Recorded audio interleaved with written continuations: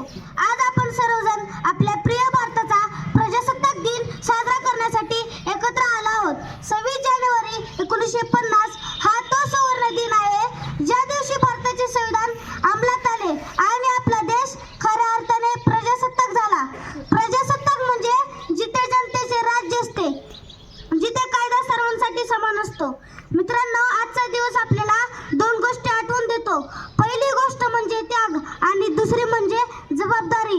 ज्या वीर जवानांनी आणि सैनिकांनी आपल्या देशासाठी स्वतःच्या परिवाराचा त्याग करून प्राणांची आहुती दिली, ज्यांच्यामुळे आज आपण मोकळा श्वास घेत आहोत आणि सन्मानाने जगत आहोत.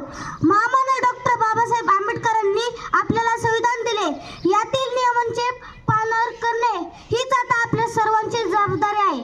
आजच्या या आधुनिक युगात आपली जबाबदारी काय आहे?